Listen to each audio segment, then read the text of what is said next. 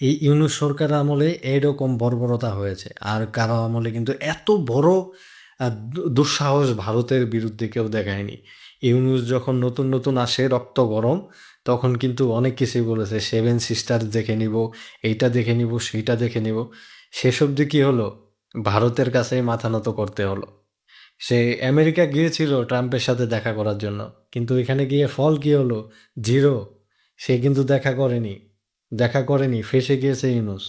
ইউনূস কিন্তু এখন বড় ফাঁসা ফেঁসে গেছে। এইজন্য এখন ভারতের কাছে ধর্ণা দিচ্ছে এসে। ভারত বলে দিয়েছে যে তোমাকে আমরা ১ম এ কিন্তু সেফ প্যাসেজ দিতে চায়নি ভারত।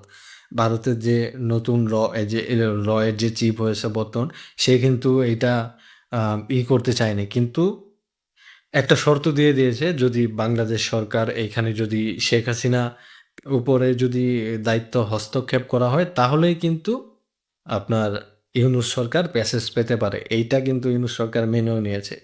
এখন বাংলাদেশের সাধারণ পাবলিকের কথা আমি চিন্তা করি। যারা কোনো দলেও নেই, কোনো কিছুতে নেই, তাদের অবস্থাও কিন্তু এখন খারাপ অবস্থায়।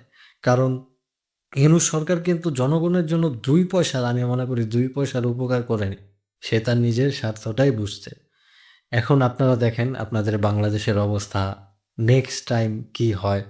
আওয়ামী লীগ সরকার ফিরছে। আওয়ামী লীগ সরকার ফিরলে আপনাদের আ ভালোই হবে আমি মনে করি। বর্তমান যে বর্বর সরকার আছে, হিন্দুদের উপরে যে নির্যাতন, এতটা নির্যাতন ওপেন খোলাসাভাবে কিন্তু হয়নি। হয়েছে সব সরকারের আমলেই বাংলাদেশে হিন্দুদের উপর নির্যাতন হয়েছে। আওয়ামী লীগ সরকারের আমলেও হয়েছে।